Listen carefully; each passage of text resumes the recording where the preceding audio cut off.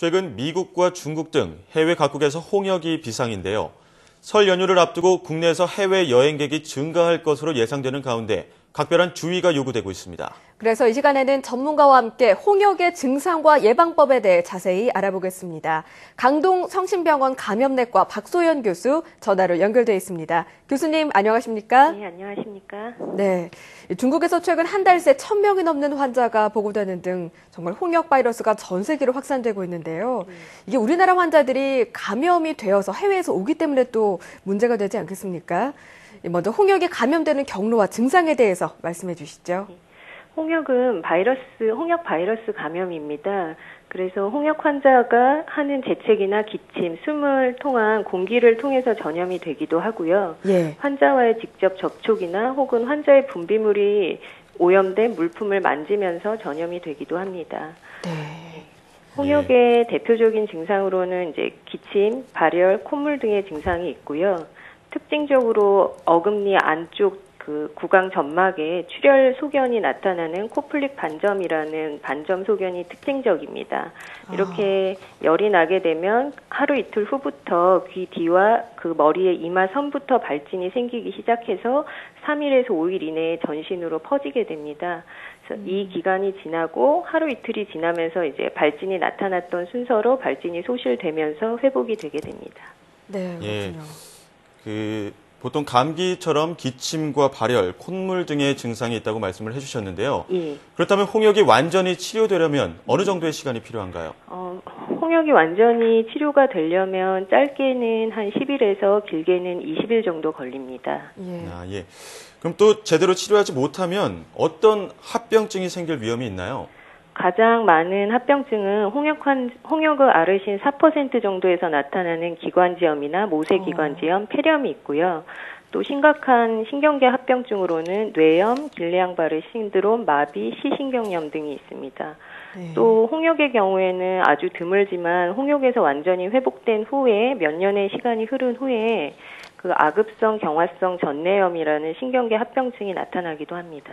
예, 그렇군요. 이 홍역이 무엇보다 정말 전염성이 강한 질환이기 때문에 의심되는 증상이 나타나면 초기에 대처하는 게 특히 중요할 것 같은데요. 발열, 발진 증상이 나오면 우선 놀랄 것 같은데 효과적인 대처 방법에 대해서도 알려주시죠. 홍역 같은 경우에는 이제 바이러스 자체를 치료하는 것은 아니고 네. 발열이나 이제 탈수 증상에 대해서 수액 치료나 해열제 치료를 하게 됩니다. 근데 홍역이 전염성이 강하기 때문에 가장 중요한 거는 홍역이 확진되지 않았더라도 의심되는 증상이 있을 때는 일단 병원에 격리를 해서 치료를 하는 것이 가장 좋습니다. 우선 병원을 빨리 찾아가야겠군요. 그렇습니다. 예. 지난해 국내 홍역 환자의 무려 97%가 외국에서 유입된 바이러스로 인해 감염됐다고 하는데요. 한 주 앞으로 다가온 설 연휴에 이 해외 여행을 계획하시는 분들 많이 계실 것 같습니다. 출국 전에 홍역에 대비하기 위해서 어떤 준비가 필요할까요? 중국이나 베트남 그런 유행 지역으로 여행을 계획을 하신 분들은 이제 중고등학생 같은 경우에는 이미 예방접종을 맞았기 때문에 크게 상관이 없지만 성인이고 예방접종력이 확실하지가 않다면은 지금 홍역 예방접종을 하는 것이 가장 좋습니다. 원칙적으로는 4주의 간격을 두고 2번의 접종을 해야 되는데 시간이 없을 경우엔 여행 2주 전까지는 예방접종을 맞으시는 것이 좋습니다. 네. 이 이른 생후 6에서 11개월 영아일지라도 좀 아직 접종 시기가 아니더라도 미리 맞는 게 좋다던데 맞습니까? 그냥 국내 상황에서는 그렇게까지 할 필요는 없는데요. 유행 지역으로 여행을 떠나야 된다거나 혹은 위험 지역으로 가야만 하는 경우에는 예방접종 나이 전이라도 마치시는 게 좋습니다. 네, 해외 여행을 고려하는 분들은 각별히 들으시면 좋을 것 같습니다. 특히 이렇게 면역력이 약한 소아나 그런 노인의 경우에는 특히나 주의가 필요할 것 같은데 끝으로 생활 속에서 홍역을 예방할 수 있는 방법에 대해서도 알려주시죠.